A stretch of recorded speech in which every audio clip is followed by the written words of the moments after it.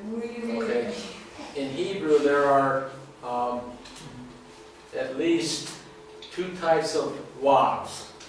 И вот в греческом есть несколько видов фраз. There is the consecutive wav. Or the wav consecutive. Огласовок, да. Есть те, которые последовательность подчеркивают. And if we did have the consecutive wav in Genesis 15:6, И если бы у нас в Бытие 15 главе 6 стихе была вот такая последовательная, скажем так, огласовка, then we would have to read it as that Abraham's act of faith followed seeing the stars in the sky. то тогда бы мы могли это истолковать так, что вера Авраама последовала за тем, что вот он увидел звезды на небе. То есть он увидел звезды на небе, и вслед за этим он поверил. But we don't have the wav consecutive in Genesis 15:6. Но у нас в 15.6 у нас нету вот этой последовательной огласовки в Бытие 15.6. We have what we call a wav conjunctive.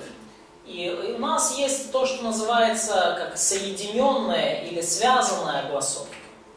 And that's simply introducing us to an explanation, not a sequential event. И она используется для того, чтобы нам просто что-то пояснить, объяснить, а не показать последовательность событий. That's telling us that Abraham already had faith in God prior to that encounter with God. И вот это говорит нам о том, что у Авраама уже до этого была вера в Бога, еще до вот этого до этой встречи с Богом, до этого видения. I looked into Acts chapter 7. И я вот смотрел в Бытие 7 главу. And when Abraham was still in Ur of the Chaldeans, God appeared to him in a vision. И вот когда Авраам еще был там в Уре Халдейском, то Бог явился ему в видении. And Hebrews chapter 11 И Евреям 11 глава indicates that Abraham left his homeland by faith to go into a place which God had promised to give him as an inheritance. Евреям показывает 8 глава, 11 глава 8 стих говорит, что верой Авраам покинул свою страну и отправился в страну, где Бог обещал ему наследство. Okay. Is that pretty well covered now? То есть достаточно ли это, мы вот эту тему раскрыли сейчас? Что Авраам имел веру еще до Бытия 15 глава 6 стих. Okay. Now, let's move on to, we know what took place in chapter 16. И мы знаем, что произошло в Бытие 16 главе. It was Sarah's idea that since she could not have children, Саре как-то пришло в голову, что не будет таких у нее детей, that she would use her slave girl, Hagar, to bear children on her behalf. А потому она решила использовать свою служанку Агарь, чтобы Агарь родила ребенка в пользу Сары. And then Abraham thought, well, sounds like a good idea. Ну и Авраам подумал, вроде как звучит как неплохая идея. And I wouldn't doubt that Hagar was an attractive lady. И я даже не сомневаюсь в том, что Агарь была, ничего так с собой. So Abraham went along with Sarah's idea. То есть Аврааму понравилась эта идея. There was no consultation with the Lord. И здесь мы не видим никаких моментов, чтобы Авраам посоветовался с Господом. But Ishmael was born, it was totally a human act, no divine intervention whatsoever. И Измаил появился полностью человеческими, так сказать, усилиями, и никакого божественного вмешательства при этом не имело места. And for the next 15 years, И следующие 15 лет Abraham had thought that Ishmael was the promised heir. Авраам думал, что именно Измаил и есть вот этот обещанный ему наследник.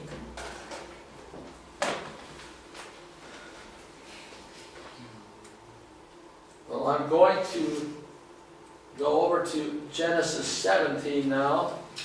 И теперь вот в Бытие 17 главу давайте посмотрим.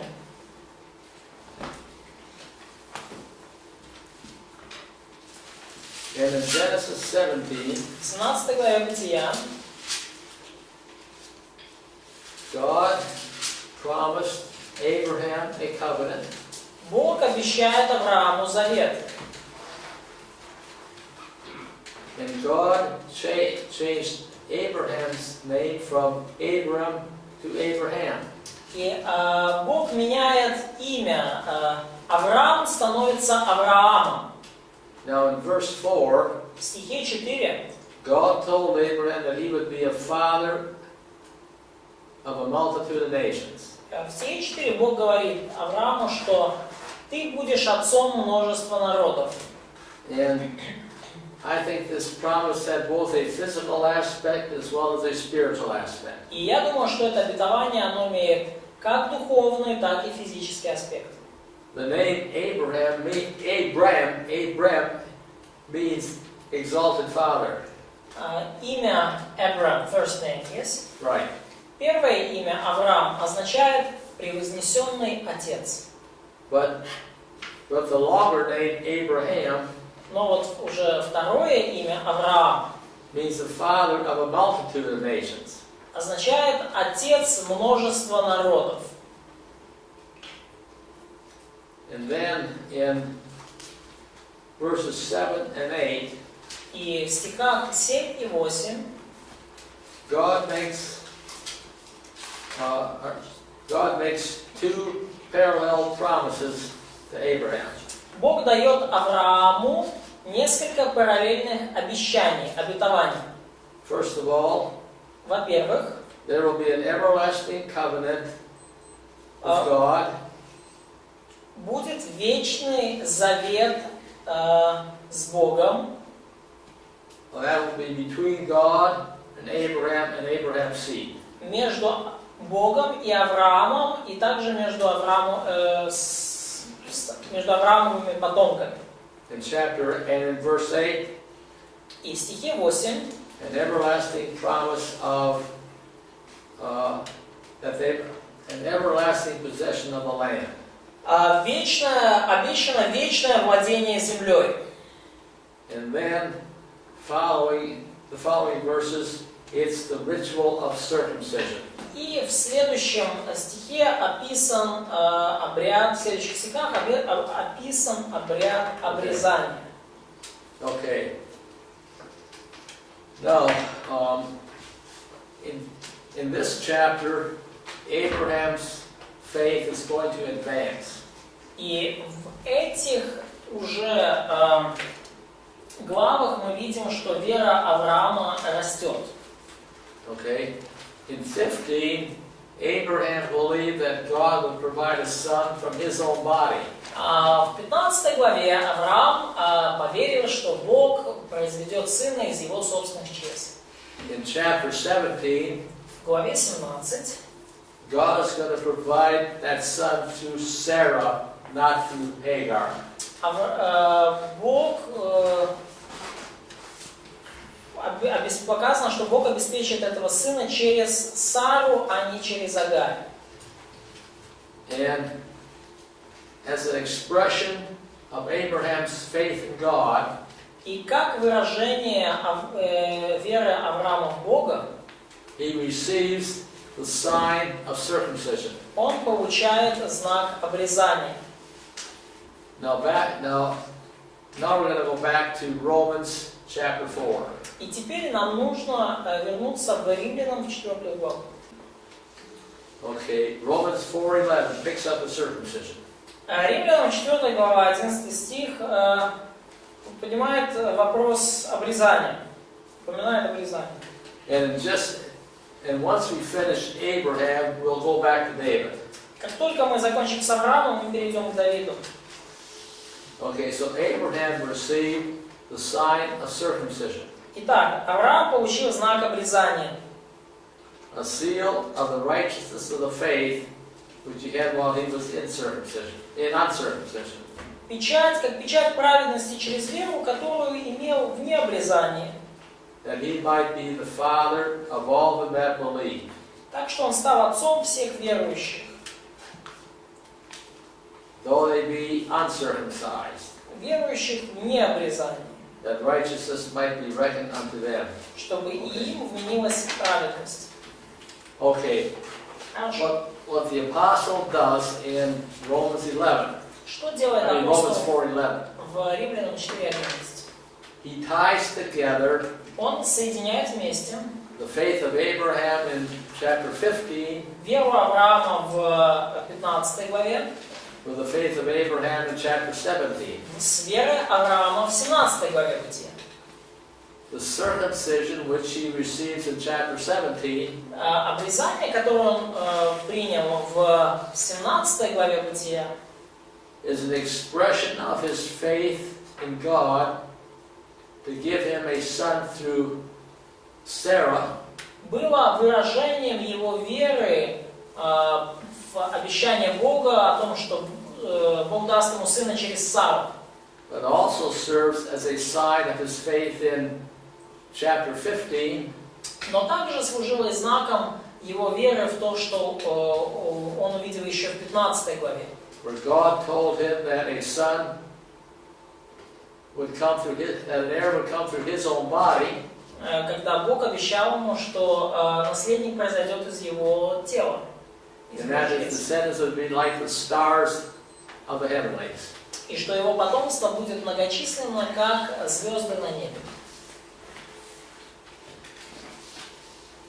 So in chapter 4, Итак, в 4 главе Римлянам the apostle is linking those two chapters together апостол соединяет 2 эти главы вместе,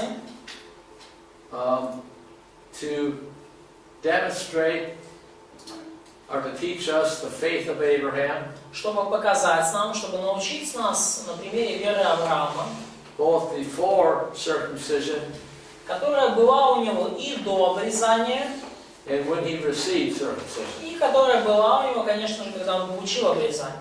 And that his Abraham's circumcision И вот это обрезание Авраама served as a sign of Abraham's faith in God's promise. служило знаком веры Авраама в обещание Божие. And that promise included that he would become the father of a multitude of nations. И это обещание включало также то, что он станет отцом многих наций, множества народов. If you look at verse 11, Так, если вы посмотрите на стих 11, Abraham is the father of those that have circumcision but also believe in God. Авраам стал отцом. It's reversed. In verse 11, he's the father of all those who believe, even if they're not circumcised. Да, Авраам в 11 стихе показан как отец всех верующих, даже если они не обрезаны. And in verse 12, и в стихе 12, he is the father of those that are circumcised, but who also walk in the steps of the faith of Abraham. Он также отец обрезанных, но тех обрезанных, кто ходит по следам веры Авраама. So whether circumcised or uncircumcised, то есть независимо от того, обрезан человек или нет, the important thing is that we walk in the steps of of the faith of our father Abraham.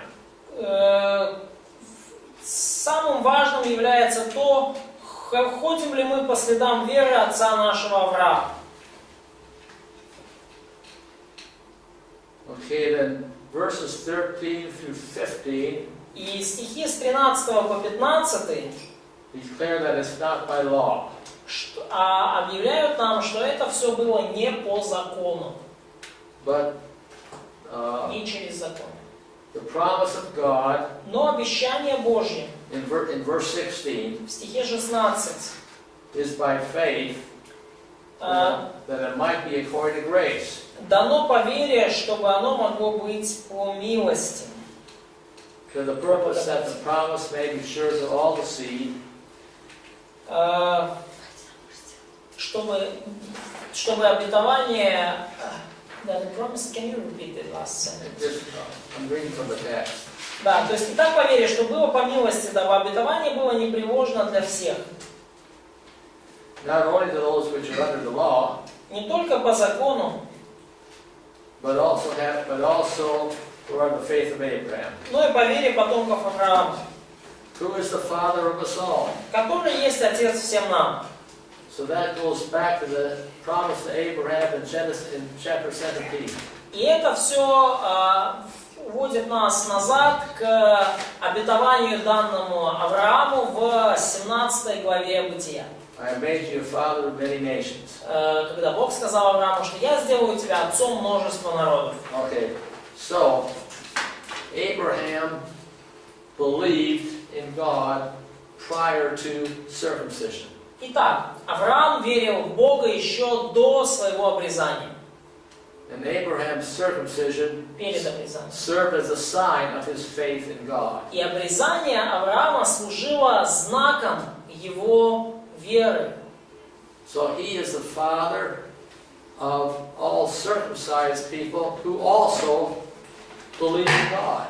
И вот таким образом он отец всех обрезанных людей, которые также верят в Бога. And he's also the father of uncircumcised people who believe in И God. также он отец необрезанных людей, которые тоже верят в Бога.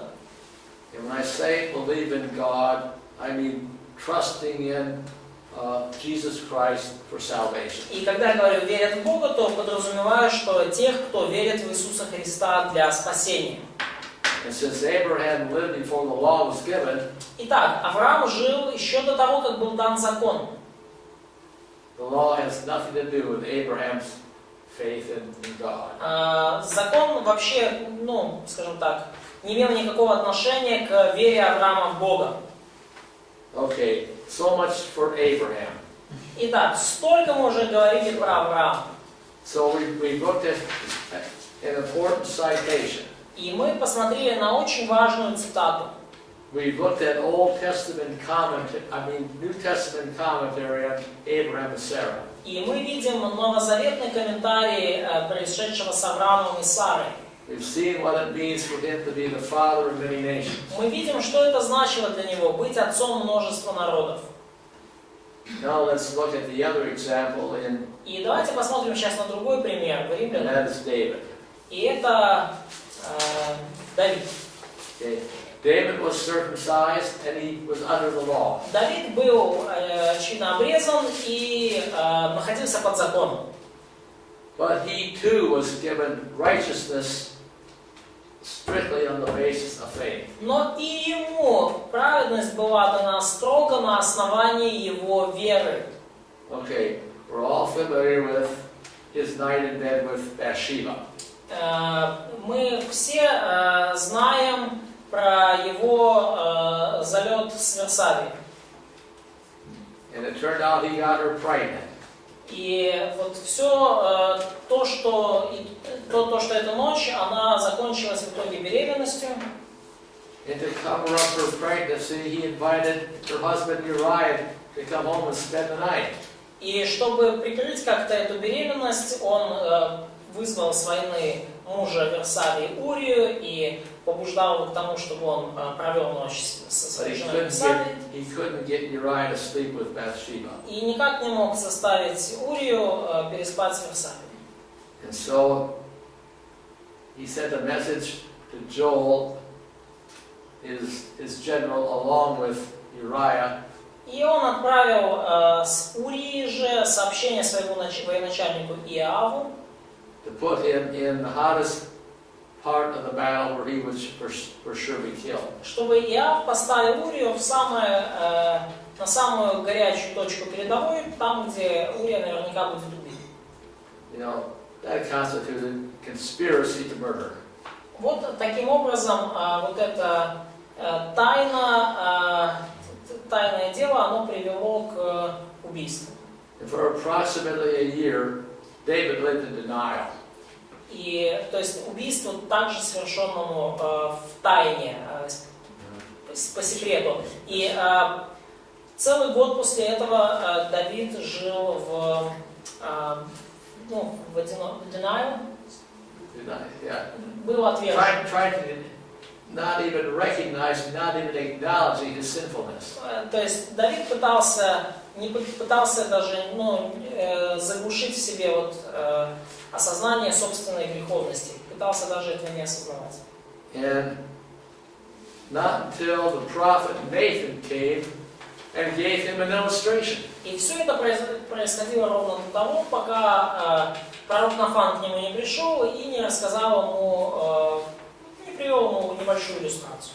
Well, even though Nathan's illustration was just a story, И даже несмотря на то, что иллюстрация Нафана была просто такая история, it made King David furious. очень сильно разгневался из-за этой истории царь Давид. And Nathan said, David, you're the man. И You и Нафан сказал, вот тот человек, повинный смерти, это как раз ты, Давид. And immediately David's eyes were opened. И немедленно глаза Давида открылись. He realized his sinfulness. Он осознал свою греховность. And according to Psalm 32, he confessed it. Согласно Псалму 41, он исповедал свой грех. Maybe 51, Psalm 51. Both Psalm 51 and 32, but this citation comes from 32. Да, но и вот это 31 и 50 Псалом, они содержат в себе вот эти вот цитаты. So I'm going to go.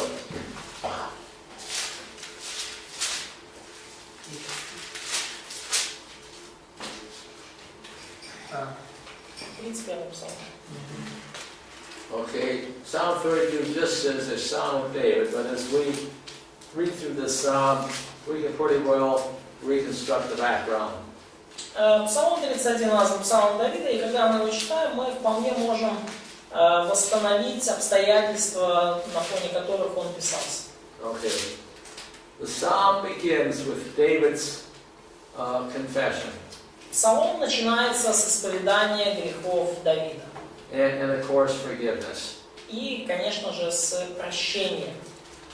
So, somebody in the class read verses 1 and 2. Кто-то в классе, прочитайте 1 и 2 стих. Блаженний, кому подарований злочин, кому гріх закрито. Блаженна людина, що Господь і гріха не зуміє, що нема в ній друзі лукавства.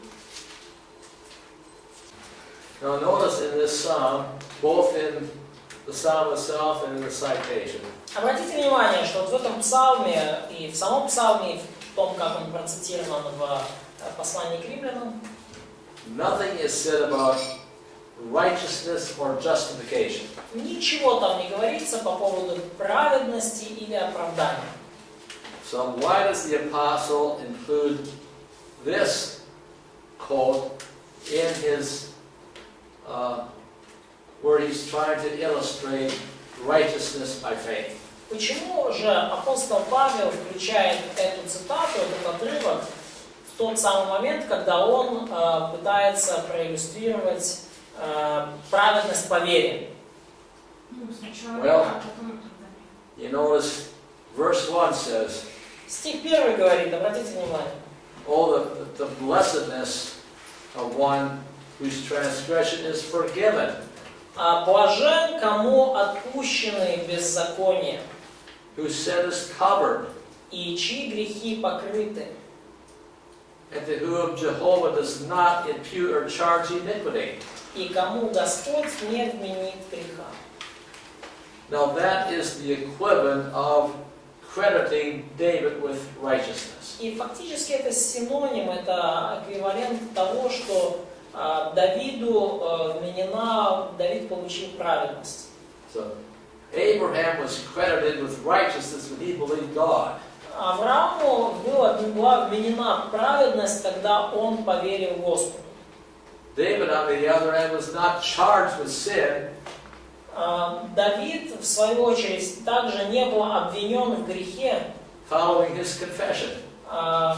после того, как он исповедовал этот грех. In both cases, В обоих случаях God granted righteousness by faith. Бог вменил праведность по вере человека. When we go to 1 John 1:9, Когда мы читаем 1 Иоанна 1 главу 9 стих, and we probably have to do that every day or even several times a day, и, наверное, мы будем это делать каждый день, а может быть, как-то даже и по нескольку раз в день. we by faith confess our sins and accept God's forgiveness. Именно этот стих о том, что по вере мы исповедуем наши грехи и принимаем божественное прощение. And one night I heard a pastor say, Как-то вечером я услышал одного пастора, который говорил, if we confess the same sin 10 times, который говорил, что если мы один и тот же грех исповедуем 10 раз, the last 9 times последний, 9 раз, we have insulted the grace of God. мы уже тем самым оскорбляем благодать Божью. We only have to confess it once. Нам нужно грех исповедовать только один раз. We accept by faith God's forgiveness. И принимать по вере божественное прощение. And we are no longer charged with that sin. И мы больше, то есть принимать, что мы больше не обвиняемся в этом грехе. So David confessed his sins as a believer. И Давид исповедовал свой грех, будучи верующим. And by faith he received forgiveness. И по вере он принял прощение. Abraham had believed God back when he was still in Ur of the Chaldeans. Авраам поверил Богу еще тогда, когда он был там в Уре Халдейском. And he received righteousness. И он получил праведность. So David was under the law. И Давид был под законом. And was circumcised. И был обрезан. But he received forgiveness. Но он получил прощение. When he confessed the sins. Когда исповедовал грехи. And by faith accepted God's forgiveness. И по вере принял божественное прощение. So whether without circumcision or with circumcision. И потому неважно, с обрезанием, без обрезания.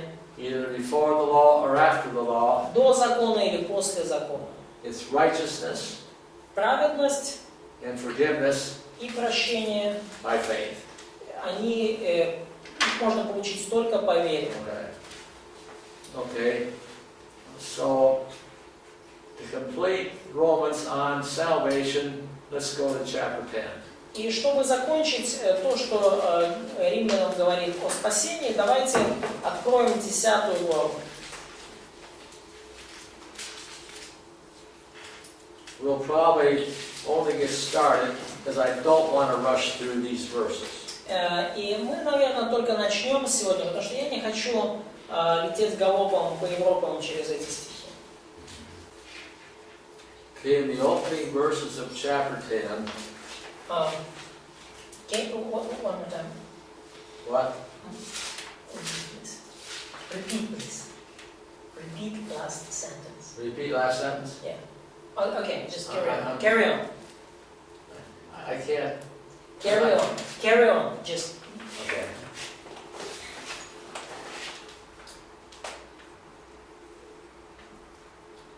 Okay. Look at chapter 10, verse 1. Посмотрите, пожалуйста, 10 главу, 1 стих.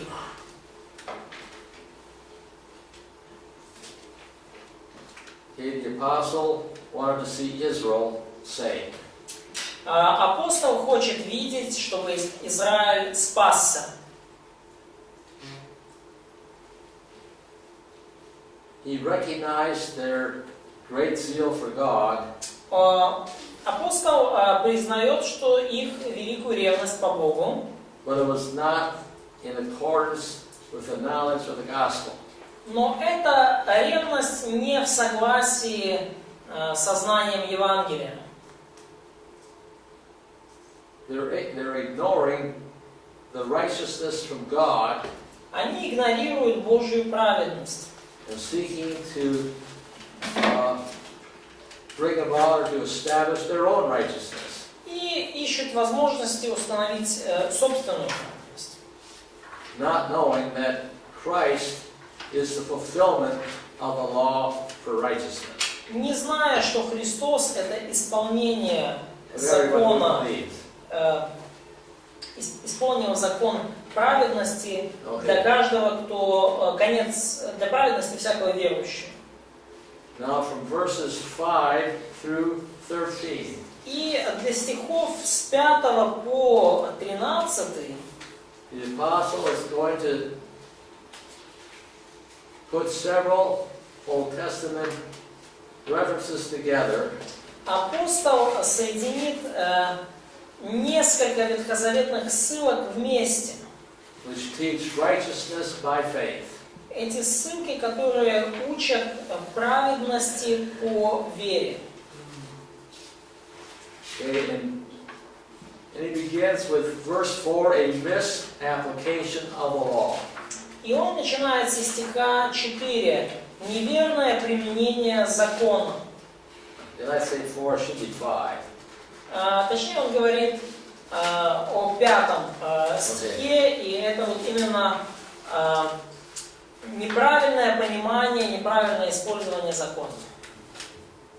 Okay, in verse 5, he begins by quoting from the book of Leviticus. И стих 5 начинается с цитаты из книги Левит. Leviticus 18. Левит, 18 глава.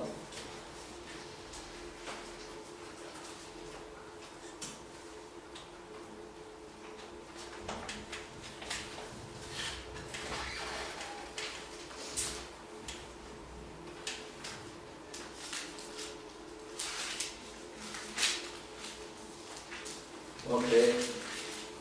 And look at verse 5. И посмотрите на 5 стих. Левит 18:5.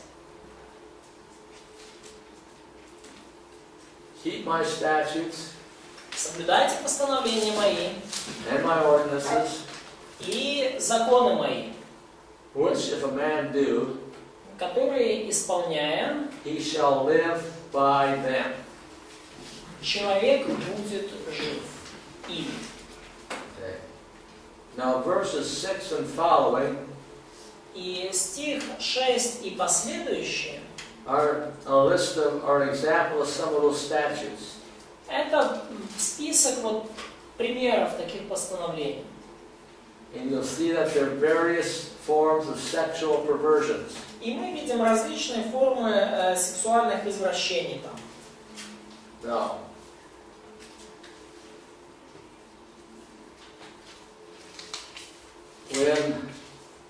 where the text says in verse 5, И когда стих 5 говорит, do these things and you shall live by them, исполняйте эти вещи, и вы будете живы ими. what type of life is the Bible talking about? А какого рода жизни говорит здесь Библия, изначально в Левитах? Физическое. So it's physical life. The what? Physical life. Physical life, temporal life, life right now and here. Okay. Физическая временная жизнь прямо вот здесь, сейчас на земле. This is a promise to Israel Это обетование Израиля. that if they abide by these statutes И если они будут пребывать в этих повелениях and did not commit these sexual perversions, и не будут совершать вот эти сексуальные извращения, that they would probably enjoy a longer life and a better quality of life in their promised land. то они будут наслаждаться более длительной, более качественной жизнью в обетованной земле. But it's physical and temporal, Но это физическая, временная жизнь, not spiritual and eternal. не духовная и вечная. So to use a verse like this И он for salvation purposes, Paul use. what? Paul use. For use, yeah. Да, для того, чтобы использовать этот стих для объясняя спасение, Is a misapplication of the law. То это уже, если вы этим стихом пытаетесь объяснить спасение, то вы уже тем самым злоупотребляете закон. То есть вы неверно применяете вот эту цитату. Вырываете God gave Israel a number of instructions or rules governing various aspects of life. Бог дал Израилю множество правил и наставлений, указаний, которые касались самых различных аспектов жизни, So that they could have a better way of life in their promised land. чтобы они могли жить лучшей жизнью в обетованной земле. But not for the purpose of eternal life. Но целью этих законов не было достижение вечной жизни. So back to Romans 10. Так, возвращаемся назад в Римлянам 10 главу. Now, in verses 6, В стихе 6, let's see, 6 through 10. в стихах с 6 по 10, Well, that 6 through 10 is based on a quote from Deuteronomy chapter 30. и стихи с 6 по 10 основаны на цитате из Второзакония 30 главы. Okay, in verses 6 and 7, В стихах 6 и 7 the apostle, without necessarily an exact word-for-word quote, апостол цитирует, не обязательно слово в слово, is borrowing a concept, or is borrowing from Deuteronomy chapter 30. но он, в общем-то, берет, как заимствует вот эту концепцию, идею из Второзакония 30 главы. But he's taking something from, he's taking an idea from Deuteronomy 30, Но он берет идею из Второзакония 30 главы, and he's going to apply it to the incarnation and resurrection of Christ. и он применяет ее говоря о воплощении и воскресении Иисуса Христа. And in Deuteronomy chapter 30, И во Второзаконии 30 главе he sees a component of faith followed by a he sees the principle of faith. И вот во Второзаконии 30 главе он видит принцип веры. The point of Deuteronomy 30, Идея Второзакония 30 главы, the people are being appealed to enter into a covenant relationship with God.